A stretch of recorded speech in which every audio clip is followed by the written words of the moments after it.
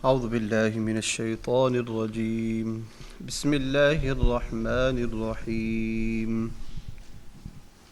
كل من عليها فان ويبقى وجه ربك ذو الجلال والإكرام فبأي آلاء ربكما تكذبان يسأله من في السماوات والأرض كل يوم هو في شأن فبأي آلاء ربكما تكذبان سنفرغ لكم أيها الثقلان فبأي آلاء ربكما تكذبان يا معشر الجن والإنس إن استطعتم أن تنفذوا من أقطار السماوات والأرض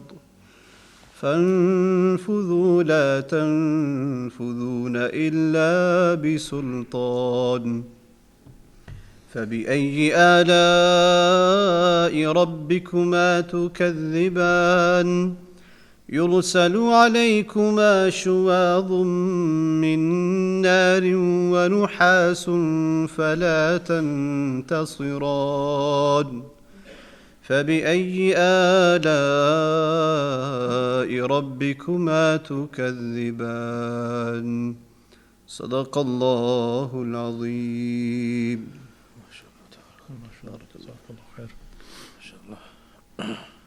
So I've started myself today, but that's upon Hafiz Ab's request, because I've not done a recitation on camera. But inshallah, we'll be keeping it short today, slightly formal, but a subject that we mentioned as the last thing we were discussing before we left yesterday. We've actually got someone in a hot seat today. So It's a hot seat podcast. It's a hot seat one. But inshallah, we'll be reaping and benefiting from his expertise in this field. Something I've been pushing him for the last several months now, and now we've got him on the hot seat. There's no escape. So, Hafiz Saab, you're not going to need to ask me that question, Okay. because I already know the subject today. And the subject is... So we finally have a subject. Finally you have a subject. And the subject is inheritance, inshallah. Ji. So we started yesterday discussions about English law, and we were discussing inheritance. And one of the things we were discussing and touched upon was the will, and how important it is in this country to have a will, have the wasiyyat before somebody passes away, to ensure that the distribution of the estate takes place in accordance with Islamic law. So, as I said yesterday, I think a lot of people have misconceptions in this area. People think that the aspects of Sharia inheritance cannot be incorporated into a will, which is not the case. So a will you can prepare which would conform to English law and would also give you the ability to distribute your estate in accordance with Islamic law. Okay. So you can fulfill the duties upon you. So primarily that's, I think, the starting point where people should understand that that is entirely possible, and it is not difficult for that to be done. In fact, it's done very regularly on a daily basis. And once a will is made, it can be updated, it can be changed at any time. Just because you've made a will, it doesn't mean that now that is it. People's financial positions change. There are several ways, as I said yesterday, by which a will can be updated. You can prepare something called a codicil. You attach it to the will. One of the primary... Let's talk about the actual importance of doing it first from a Shari point of view. And then, we can talk about how to go about it. Sure.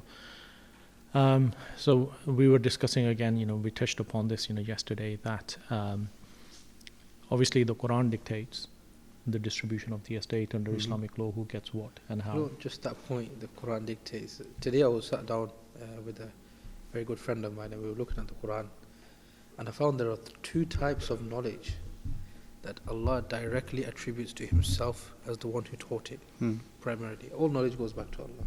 Of course. Everything goes back to Allah. One was business contracts. When Allah tells us about business contracts, and the person who should write the business contract, being upright, He says, فَلْيَكْتُبْ مِمَّا عَلَّمَهُ اللَّهُ. He said, you should write from that which Allah has taught him. And the second one was inheritance. Allah says, يُوصِيكُمُ اللَّهُ فِي أَوْلَادِكُمْ. Allah is going to tell you how to do your will. So this is dictated by Allah directly without any medium. As it is in the Quran, is as it is executed. I mean, all the other ahkam of Sharia, for example, the laws of Salah, Tahara, Nikah, Talaq, yeah, you don't have the detail the way inheritance does. Yeah. Because that, from a psychological point of view, you can have differences. But when it comes to money matters, that's where things become a bit ugly. You're talking about relationships collapsing. You're talking about separations for life. You talk about people's rights being abused. Absolutely. And particularly where, even before Allah starts to describe in Surah An-Nisa, Yusikum Allah. Before that, Allah says, Ya ayyuhal ladhina amanu, la ta'kulu amwal al-yatama dhulma. He starts by a general statement that don't take anything from the orphan's portion. Because if you do so, dhulman, إِنَّمَا يَأْكُلُونَ فِي بُطُونِهِمْ نَارًا. You've only filled your stomach with the fire of hell. And then starts to describe the distribution and the portions, how much the father, the daughters, the mothers and the spouses, siblings get. But it starts by mentioning the orphans particularly. Even in the books of fiqh, inheritance is not actually called warathat or anything like Yeah. that. They call it fara'id. Yeah, ilm al-fara'id. Ilm al-fara'id. Meaning this is the biggest obligation, or one of the biggest obligations. Sure. Dictated directly with the detail, with the specifics by Allah. I think I can comment on a hadith that the Prophet ﷺ said that teach your kids inheritance the way you teach them the Quran. Subhanallah. Isn't there a hadith? It's half of all ilm. Yeah, half of all ilm. Half of all ilm. So I was going to say, when I was studying it, one of the very first things that we were taught by our Ustad, Mufti Rafiqul Husni Sahab from Pakistan, was that ilm-e-miras is half of the ilm, because it is all of the knowledge to do with everything which is below the ground. Yeah. Where all of the other ilm is above the ground. Mm-hmm. So the matters of ilm-e-miras are all to do with when somebody passes away and the hisab kitab in the grave. Yeah, people take this lightly and like the hadith, teach them like the way you teach them the Quran, the way you send them to classes, and from a young age, it's a thing that every parent has it on his mind. My child be able to recite the Quran at least. Sure. Similarly, they should be aware of these ahkam, and like you said, because these are matters underground. And the hadith also describes that until the distributions of his monies is not done correctly, he's not at peace in the grave. Yeah. He's not let go.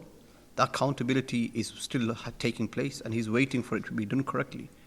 Absolutely. So by delaying or not having knowledge on it, or like you said yesterday as well, it's like a taboo subject.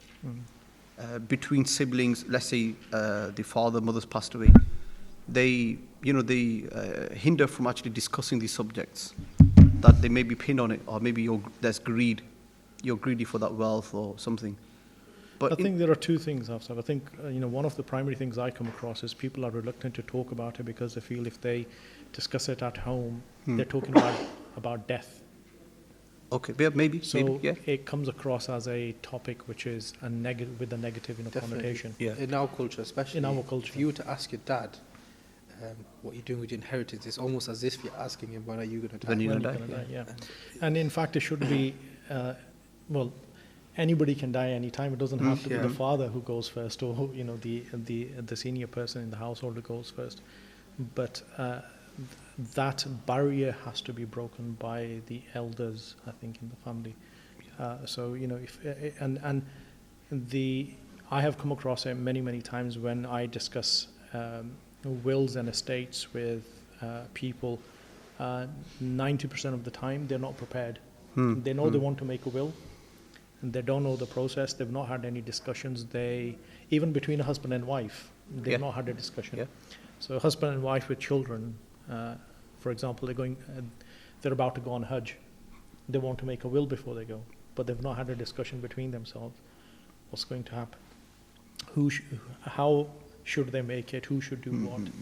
One of the other very common misconceptions is when you have a husband and wife, they think, for example, if they're going on Hajj, they think the two of them can make one will, which they wouldn't. Okay. So each person makes their own will. Okay. Because your estate is your estate. It is individual to you. So these are things which should be done, which must be done, and we should be able to speak about it quite openly. And I think it comes with educating the masses, educating the community, and being able to have open and frank conversations about it. Is there any pragmatic benefit in having your will legally done, as opposed to Islamically without going through the legal route? Does it have to go through legal route? Does I mean, it have to? can you just write some notes down as in, this is what I own, this is how I would like things to be done? So there are some and would that be formalities. binding? That's the question. So there are some What would the formalities. advantages be? What would the Some advantages formalities have to be complied with for a will to be valid. If you, for example, write a letter or notes after what you want, but the formalities haven't been complied with, that will go to the extent of showing the intention of what you want, but if it doesn't comply with the formalities, you'll end up either in litigation, where one side will try and prove that is the will, and the other side will try and prove the formalities haven't been complied with, and therefore it should not be even considered. And therefore the likelihood is it probably won't succeed. So formalities are important as far as a legal document is concerned. And the formalities, if you could quickly highlight, what is it that, if I'm writing a will tonight, what formalities must I follow? so it is very similar to start with in terms of contract akad. When you draw up an akad, that the person should be of sane mind, should be mature, should not be under undue influence. Okay. They should have what we call mental capacity. Mental capacity in medical terms is different to mental capacity in legal terms. So somebody could have mental capacity at a certain point in the day but not have it on another point of the day, depending on what medication they take. So for example, somebody takes medication in the evening which may put them to sleep, but when they have the medication it results in them being drowsy, so they may not be mentally capable of being able to give you detailed instructions. So that detail will affect. So that detail affects. So what you try and do is you try and catch people at their best time. That may not happen the first time. That may mean that you have to go again and again. Who is to dictate whether that was your best, that was your sane? So if you're unsure, okay. So as a legal professional, if you're unsure as to mental capacity, then the first people you will speak to is the medical professionals who are taking care of the person who's making the will. You'll contact them. You find out whether they can advise you, because they will be able to. I guess you're only mentioning this because somebody that's opposing to your will try to cut you out and dictate the will in a different way. Is that why? Or that could be one of the reasons, but as if somebody is professionally helping you, they will want to make sure you have capacity. That's one of the very basic things that they would want to make sure. Sometimes people have illnesses. You have people who may have they are at the end of their life and they are hospitalized. They are in at that time they're writing their will. And they're writing their will at that time. And it is an urgent matter which needs to be dealt with. So mental capacity becomes a real issue at that point, depending on, again, what medication they are on. So can the medical team play a role in assisting, or let's say give a testimony that he was in good condition or at that time, he was saying? Well, the idea is that you get that done beforehand. So you don't have to do it after the event, so you don't enter into a litigation. So the whole idea is that if you make sure that all the formalities are complied with, then you have everything there. And if somebody passes away and then you share the will with the beneficiaries and you share the formalities and that everything has been done, the likelihood is that they might be satisfied. Okay. Or if they're not, they'll go to a legal professional to try and get help. And when they go to someone and they know that these formalities have been complied with, the likelihood is you can avoid the litigation. So sometimes it's helpful to pay a bit of money up front to save a lot of money at the end. So what would happen then if a person's passed away, has a will, and that wealth is to be distributed, and then someone challenges it, then there's this litigation? Where does the wealth go to? Who holds it? Who controls it? Well, so I think okay. Before we get to the distribution, I think if I go back to the formalities again. So one of the other things which you need in a will is you need to have witnesses to the will. Okay. The witnesses cannot be the beneficiaries, so people who will receive. Okay.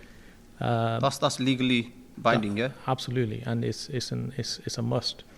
If person A is the beneficiary and person A is the witness, who is to say that the will is an accurate reflection of what the... So if somebody's made a will at home and he just made his sons witnesses and his family members, that will not be binding by British law then? If the sons are beneficiaries, then no. Under the will. I guess that would be no common practice? It's not a common practice, no, it's not, because majority of the time people who will make the will at home have either done some research and know what they're doing, or they've had some advice, so they are already told that don't put family members as the witnesses. As witnesses, and especially if they're beneficiaries. As the person that they've come to help them write the will, could you be a witness to the actual contract itself, or I choose not to. But potentially you could, but I choose not to. I always try and get independent, witnesses. We've got a question as well. Sorry. The question is there a difference between male and female children? And if those children are not yours, so for example, if they've lost them? English law, under English law. Repeat the question. Yeah, so the question from the back, if you've not been able to hear, is if you have children, male, female, are there differences? If you have fostering children, how does the law incorporate that? Okay, I'll come to that, but let me finish formalities. Formalities. So there is, something else which is important, and that is the appointment of executors of the will. Okay. Executors are the people who will give effect to your wishes as to what you want. Again, Meaning what? They control the will? so they will give effect. What does that mean? So, for example, if person A dies and person A says, I want £5,000 of my estate to go to, for example, cancer research, UK. So the executors will be the ones who will have a copy of the will. Okay. They will be the ones who will either deal with the probate, and I will explain what probate is in a minute, or they will instruct a lawyer to deal with probate, and they will then be responsible for making sure that £5,000 gets to Cancer Research UK. So are they the ones that will contact the person's bank, or? Yeah, so they in essence step into the shoes of the person who's passed away as if they were alive, and they will carry out the wishes contained. They will execute the will. So they'll And who are they? Are they anybody? So the executors could be anybody, but I again try if when you meet somebody and if you find that there is animosity between the families or beneficiaries, then again I usually advise that try and get somebody from outside of the immediate family who could be executor. Executors and witnesses. Yes. Can they be the same person? No, your witnesses, you should always try and have independent ones. The reason being is, I'll tell you, so the reason being is, the executors could be beneficiaries, but the beneficiaries can't be witnesses. All right. Right. Okay. So a minimum of how many people are required to have one will legally done, executed, done and dusted? So you'd need two witnesses, right, to the will. Okay. You only need one executor. Okay. But I always ask people to name at least two, if not three, because you don't know. One of the executors could predecease the person who's making the will. You need a minimum of 3 external people to be involved with you having your will done legally. And sometimes that's not possible. So you have one executor and you'll have the two independent, witnesses. But I always say, as far as the executors are concerned, naming one executor is not sufficient, or should always have a backup. But again, like I said at the beginning, because if you may not know someone and you've only got one executor, but you can always change your will or add to it or Okay. amend it at a Fair later enough. date. And that deals with basic formalities. What the will should do is the will should basically, at the outset, what it would say is something along the lines of that whatever you own, your estate, everything you own is called an estate. So your estate is gathered up, and any debts that you may have accrued over the time, they would be paid off first Okay. from the will. That's the from same. the estate. That's from the British law, yeah. Yeah, I mean, Because Sharia and follows, that principle, complies. absolutely. I was going to say, Yeah. that principle is uniform Yeah. because you can only distribute the net of what is left Of course. once your debts have been extinguished. So you always pay off the debts first, and then you deal with the distribution of the assets afterwards. So when we talk about totaling all the amounts you have, for example, you have shares, you have pensions, how would they all be included? So Or are they included? I mean, that's one everything. of the questions somebody put forward as well. Everything. So everything you own. It could be paintings. It could be watches. It could be jewelry. It could be shoes which are worth I don't know, a few £1,000 or a few £100. It could be it could be anything. It could be expensive pens that people may have. Do you dictate it as a percentage or a portion, or as actual monetary figure as to who gets what? Again, that is entirely up to the person who's making the So will. what They would could happen say, if he assumes, like, at the date of writing the will, he has an estate of 100k. He then says, I want 50k to go to an individual. yeah, Upon death, after all his debts are paid off, the net remaining is not even enough to cover that. What do you, as the executor or the lawyer, do now? Do you that's scale that down and work No. out based on what's left, or no. how do you go about that now? Because if the will is very clear that the first 50,000 has to go to person A, then the first 50,000 has to go to person A of the net after the debts have been paid. And if there isn't enough to pay the 50,000, then whatever is will go to person A. And what happens to the others? Well, Will be listed? Okay. there isn't enough. Another- If the person says, I want, for example, 50% to go to person A and the rest Okay. to be divided between B, C, and D, then that's quite easy. So you could always do it in that way, where whatever the value is, you would give the 50% to person A and divide the rest between B, C, and D. But One of the point of Sharia that comes to mind is, the will itself can only be executed from 1/3 of the net mirath, the that's tarka. right, because 2/3 is prescribed. Yeah. Yes. Yeah. So, So, just to highlight that to the audience as well. Absolutely, but in terms of English law, Yeah. English law will dictate. English law will say you can give whatever you want to whomever you want, in whatever percentages or whatever portions. So that 1/3 that we give to inheritance, there's another third that we give towards our ibadah that is due upon No, us, but you're isn't it? talking about Islamic law here. Yeah. So I'm saying, when we go to the legal, do we tell them that that's what So it's for? With English, so as far as English law is concerned, you can give whatever you want to whomever. to whomever you want, Fair in enough. So whatever what would you shares. say then? What do we do? In terms of Islamic law, when you compare it side by side now, as Hafsa was saying earlier, the 2/3 are already prescribed. That's from Who's Allah. going That's, to get yeah. who's going to get what? The only authority you have in terms of making a will is the 1/3 which is left. So the 1/3 which is left in Islamic law, you can then specify who gets what.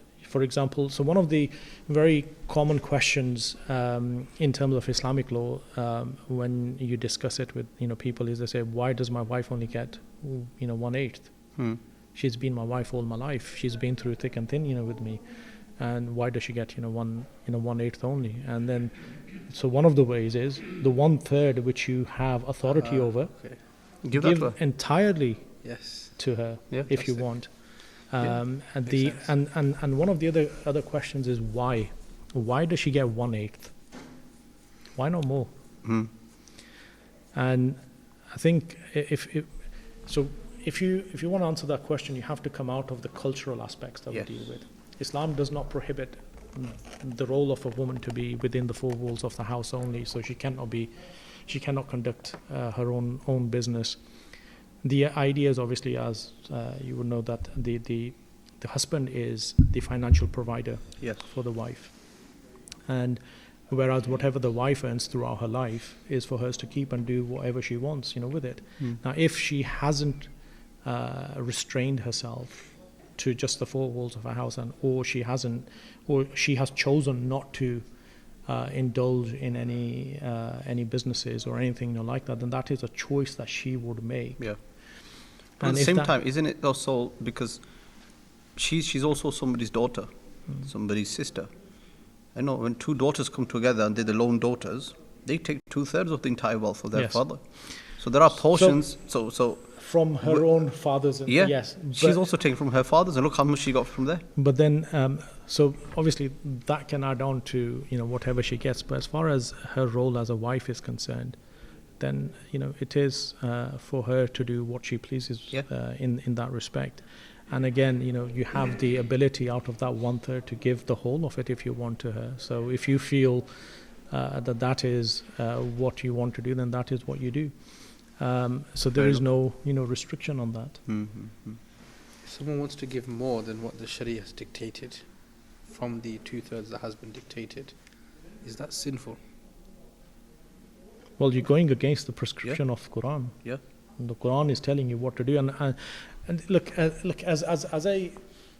I've come across this, many times when people will come and say, I want my assets to be distributed in a particular way, and I want to make an Islamic will. But when you go through the whole process, you find out that the way they want to do it is not in accordance with Islamic law. So the only thing you can do is you can advise them. You can say, look, you want to do it in accordance with Islamic law, but the way you are planning on doing it actually is not in accordance with Islamic law. Based on your research, is that sin is what I'm asking. So of course it is. Yeah. So it is in direct conflict to what you want to do. So do you really want to have an Islamic will, or do you just want to do what you want? And if they say, I just want to do what I want, then you have to advise them very, very clearly that this is strictly against Sharia. Somebody told me a narration of Hazrat Imam Ali, who said that if you gave more than what's been prescribed, then that's between you and Allah. Well, what does that mean? Have you come across so that? This is what I've not heard that either. But again, I think one of the things that people get very hung up on is shares. What's my share? I always say to clients to have discussions with their families very, very openly. And if somebody passes away and then the family comes to me for probate, as I mentioned earlier, probate is the legal process by which you give effect to the will. So that has to be done through the probate registry, which is a court. You basically, I always say to the families, I say, take a back seat. This is not about percentages. Even if you feel you haven't got what you thought you would get or you deserve, the best thing you can do for the loved one who's passed away is to say that, Ya Allah, if there is any injustice, I forgive that person for that injustice, because it is your haqq, isn't it? Yes. And it is for you to forgive. And so have an open mind. What are the effects on the deceased in terms of if that has been distributed wrongly or hasn't been distributed? Does that affect the mayyit? Does that affect the marhum? It's haqq, isn't it? Somebody's haqq. It is your right. And if you have, the way I understand it, and correct me if I'm wrong, Hafsa, but if you have deprived someone of their right, then you're answerable. So, for example, if person A makes a will and says, I want to leave everything to my wife, he has children, the children get absolutely nothing. He has deprived the children of their rightful shares, their haqq, which was due to them. Yeah. We have several questions coming through, and majority of them only ring up once they've been deprived. Yeah. Not the one that's depriving, he will never ring to ask. But the one that has been deprived, he rings up, Imam Sahib, my father's prescribed all of his wealth, or in his lifetime give it to a particular son, or give it to the sons, deprive the daughters, or gave it to one of the offspring and deprive the rest. And the answer to that, my Walid Sahib always gives is, look, that's between him and Allah, but the questioning, you have every right to question him on the Day of Judgment, and he will be questioned by Allah as well, because every one of them had a haq, a right upon his wealth. Is there any importance, shar'an or legally, to rushing to execute the will? Is there any importance? Yeah, so like we mentioned, I mean, the soul is not at peace in the grave until his monies have been distributed as per Sharia. And that questioning continues to take place. This is why the purpose of this podcast is awareness, isn't it? So people have those wills, have these things put in place well in advance. Would You you see, the will encourage should. youngsters? Sorry? Would you encourage youngsters? Yeah, so is there any age cap on this? I would say anybody who's working who has any wealth He should have one. should make a will. The thing is, the will should be very clear. There should be no ambiguity in the will. Okay.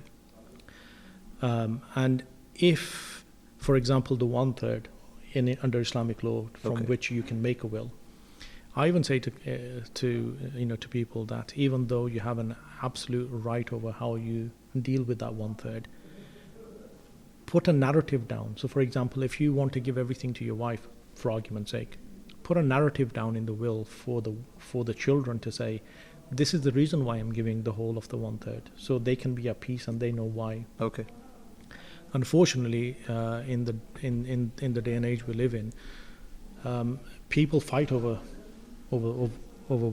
things, and I think what they lose sight over is that the person who's passed away, their hisab kitab, their accounting carries on. They're not at peace in the grave. So you've heard, I'm sure, of cases in the Indian subcontinent where cases go on for generations and generations, Yes. whilst the person's passed away, cannot be at peace in the grave, and it is over a few percentages here and there.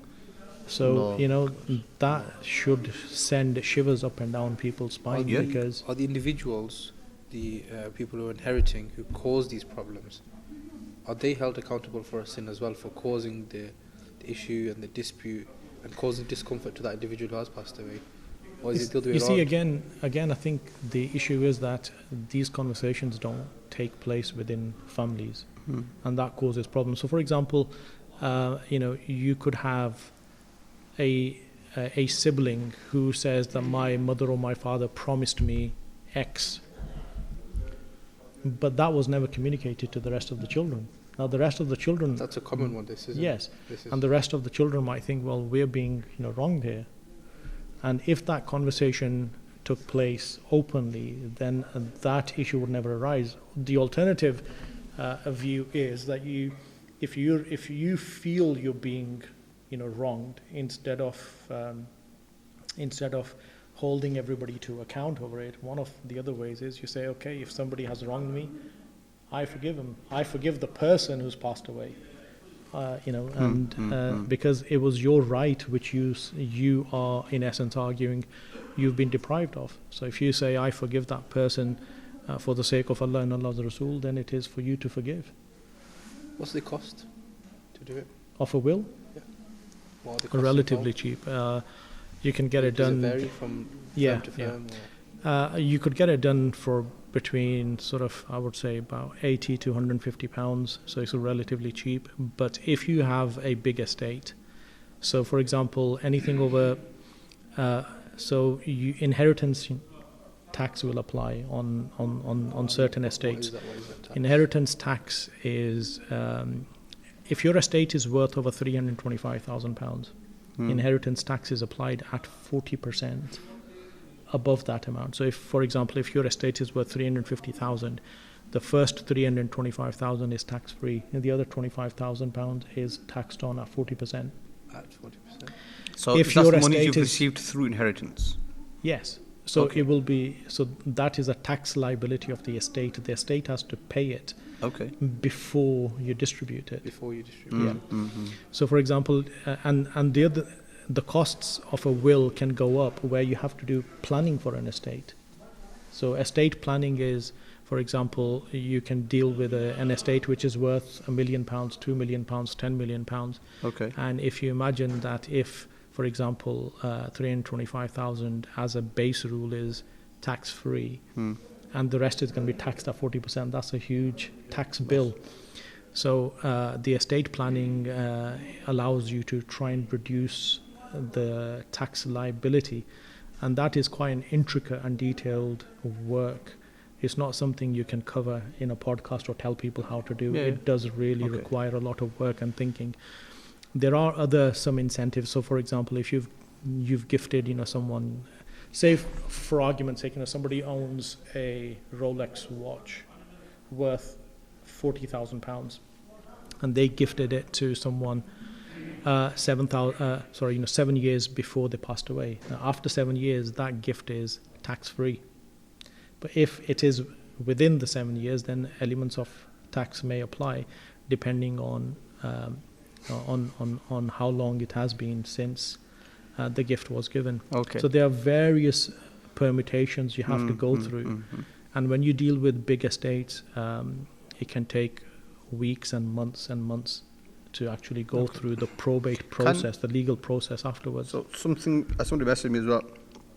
Can Masjids provide this service? Is that something we can promote or build awareness on this? I personally feel, I think every masjid should give a lecture on inheritance and the importance of inheritance and making of a will. The service absolutely should be provided if it can be provided. If not, then there are many solicitors and lawyers who can provide it. And people should get in touch with people, they have a conversation, feel where they try and have a feel of where they're comfortable, and then go and have that discussion. But again, I think one of the primary issues that arises is that when people go and have discussions with legal professionals, they've not had discussions at home first. Okay. And they could be completely odds with each other. Husband and wife could be complete odds with each other. So there are, there is a lot to be done in terms of educating and making people aware. Drawing on your personal experience, have you ever had someone who's approached you, said, I want to write a will, I don't know what to do, what do you recommend? And I've asked you how to distribute their estates. Or is it always dictated to you in your experience? So my job is to give people options. The decision making has to be theirs. There is no way I would say I recommend you do A, for example. That is not for me to do. My job is to say the options are A, B, C, D. You choose what you feel is the best way for you. Let me extend that to you now as an imam. Have you ever had that question where someone's come to you and said, I want to execute my will, what do you suggest I do with that? See, one thing I wanted to highlight, take advantage of this platform. Throughout COVID, we've lost so many loved ones. In and around Manchester, from the masjids I know at least, we've had up to 30, 40 janazas a week, which has never happened before. But throughout this entire duration, believe me, I've not had a single question on inheritance. Wow. A single question. I'm surprised, because so many amwat are taking place, but nobody's contacted myself or my family. As you know, all my brothers were in and around, we're serving in the masjids. We've not had anyone question that XYZ has passed away, these are the monies, how do we distribute that, or even asked about wills. So perhaps they're either educated on it or they're really not educated. Or they're really well, I was going to say, which is scary. I was absolutely inundated. Okay. I had so many inquiries, I didn't know what to do really. But I think either people are prepared, or they were so lost in what to do, they didn't know what to do. Do you encourage people to contact their religious leaders, or do you encourage that those who are in the firm should have knowledge of the religious aspects of it? And how many do actually have that knowledge? One of the problems is you've got ulama who have knowledge of Sharia but don't have knowledge of English law. You then, in contrast, you have lawyers who have knowledge of English law but don't have knowledge of Islamic law. And this is why you should go and speak to people to see where you feel comfortable, where your needs are met. And there are people out there who have knowledge of both and cater for both. And it's not too difficult to cater for an Islamic will within the boundaries of English law.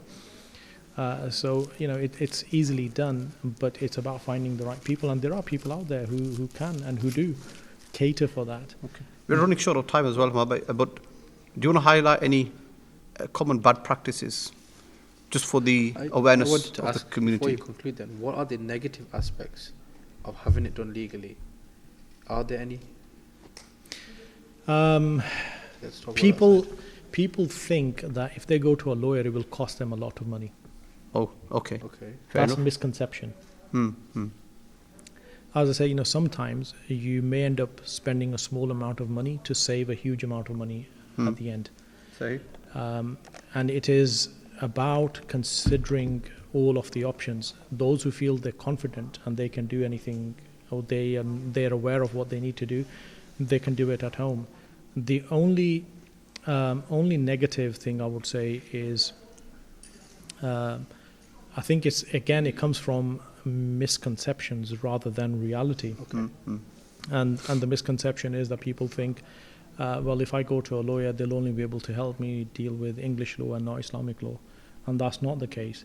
Or sometimes people think, I'll go to an online service and I'll print something off from there and I'll pay £25 for it. And that may work for you because it's either a sheer coincidence or your estate is so small that you don't need estate planning. You're not an advocate of these online facilities? Personally, in the types of cases I deal with, no. The reason being is because those cases are particular to, or they have particular needs, and those needs can only be addressed if you have conversation with someone. You can't deal with them off the shelf.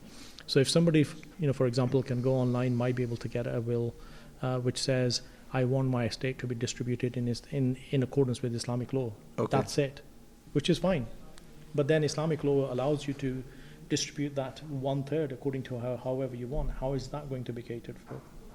There could be other sensitivities. It could be that the estate is bigger than the threshold, which means you need to do estate planning to reduce your liability. Does the zakah that you owe at the time of death, is that taken from the remaining 1/3? Again, so the first thing you do when you collate all of the estate is you pay off the debts. Yeah. Even before you get to the 2/3. So if a person passes away, it comes to light that he has many years of zakah due. Who and how do you go about having that zakah paid? What do you do, Shannon? You've got to take it from that third. That's the.